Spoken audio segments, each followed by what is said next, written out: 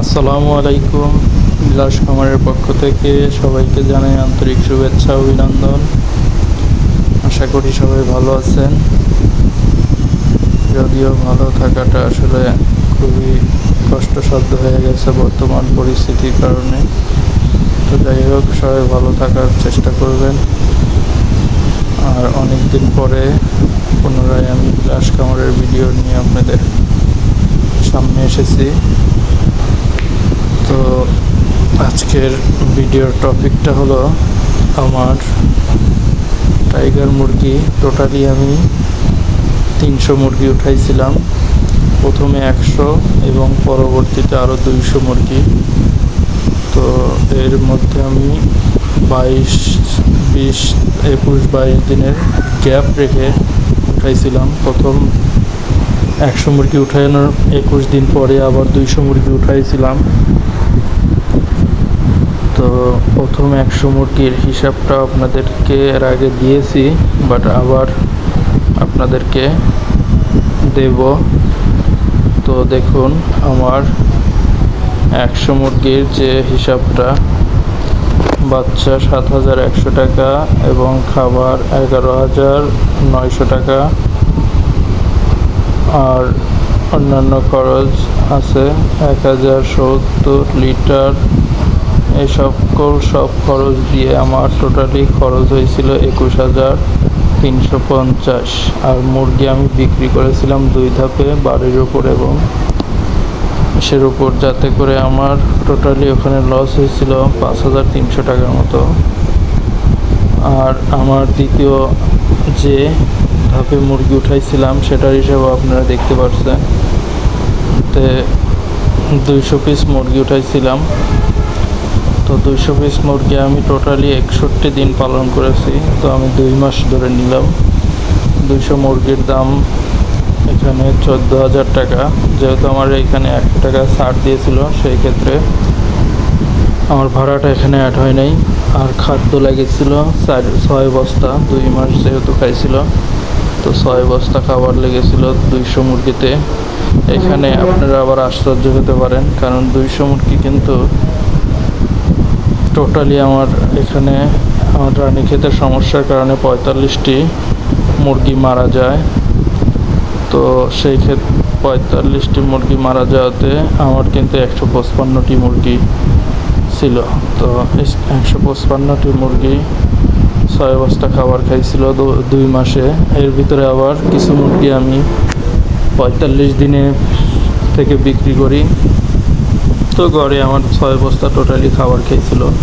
আর ওষুধ খরচ 2,000 টাকা, স্যালাইন 500 টাকা, বিদ্যুৎ বিল 500 টাকা। কারণ ওষুধ খরচ এত টাকা হওয়ার কারণ রানীক্ষেতের যে সমস্যা হয়েছিল, ওই সমস্যার জন্য আমার অনেক টাকা ওষুধ লাগছিল। একসাথে 1100-1200 টাকার ওষুধ লেগেছিল।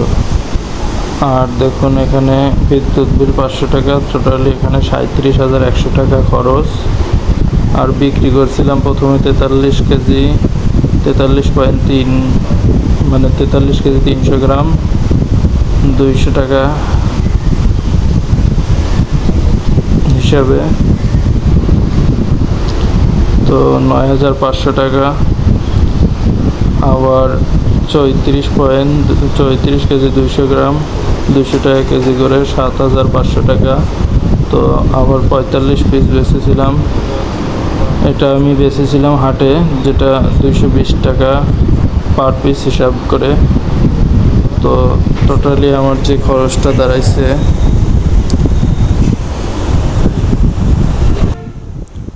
কিছু করার নেই। তো এইভাবেই আমার টাইগার মুরগির লাভ লসের হিসাবটা দেখতে পেলেন। প্রথমে 5,300 টাকা এবং পরবর্তীতে 10,000 সামথিং। তো আমি টোটালি ধরে নিয়েছি এদিক সেদিক হওয়ার কারণে 15,000 টাকা আর কি। তো 300 মুরগিতে আমার 15,000 টাকা লস হয়েছে। আর টাইগার মুরগি বিষয়ে কিছু বলার নাই, কারণ আপনাদের এর আগেও আমি ভিডিওতে বলেছি যে টাইগার মুরগির লস হওয়ার প্রধানত কারণ টাইগার মুরগির বাচ্চার রেট অনেক বেশি।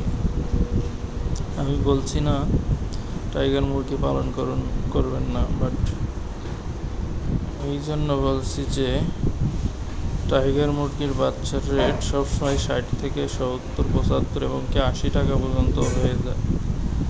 60 টাকার নিচে কোনোদিনও টাইগার মুরগি কিনতে পারবেন না। তো যাতে করে আমার যেটা মনে হয় আর কি, যে টাইগার মুরগির চেয়ে আপনার সোনালি, তারপরে আর আরও বিভিন্ন যেমন ব্রয়লার, এগুলো পালন করাও ঠিক আছে। তো আমি সিদ্ধান্ত প্রায় চূড়ান্ত করে ফেলেছি। আমার ভিডিওটা যেহেতু আপলোড দিয়েছি, তখন আমার অলরেডি কথাবার্তা প্রায় শেষের দিক। আজকালকের ভিতরেই আমার ব্রয়লার মুরগি জন্য আমি কথা বলে রেখেছি, ব্রয়লার মুরগি দেওয়ার কথা। তো আমার আইডিয়া প্রথমে আমি 100 থেকে 150 মুরগির ভিতরে উঠাবো, তারপরে দেখব যে আসলে ব্রয়লার মুরগি পালন করাটা কতটা লাভজনক। তো আমার জন্য দোয়া করবেন। আসলে আমি প্রথম অবস্থায় অনেক কিছু বুঝে ওঠা না কারণেও আমার লস হয়েছে। তবে আমি এটা শিওর যে টাইগার মুরগি এইভাবে লালন পালন করে মাংসের জন্য বিক্রি করে কখনোই কেউ মনে হয় না লাভ করতে পারবে। তবে আর একটা জিনিস, যদি কেউ টাইগার মুরগি তার বাচ্চার জন্য মানে প্যারেন্টস করে বাচ্চা ফোটাবে, সেই ক্ষেত্রে হয়তো বা টাইগার মুরগি লালন পালন করা তার জন্য খুবই লাভজনক হতে পারে। কারণ যেহেতু বাচ্চার রেট অনেক বেশি, তো প্যারেন্টস করলে আপনি ডিম করে আপনি নিজস্ব ইনকিউবেটরে ডিম ফুটিয়ে যদি বাচ্চা বিক্রি করেন, সেক্ষেত্রে অনেক লাভবান হবেন। কারণ এখনও আমার মতো অনেক অবধ লোকজন আছে যারা টাইগার মুরগি বাচ্চা নেওয়াতে খুব আগ্রহ, যার কারণে এর চাহিদা বেশি থাকায় আপনি সহজেই বিক্রি করতে পারবেন বাচ্চা। তো এটাই আমার মূল বক্তব্য আর কি। তো সবাই ভালো থাকবেন। টাইগার মুরগি নিয়ে আর কোনো ভিডিও আসবে না, এখানেই শেষ। আল্লাহ হাফেজ।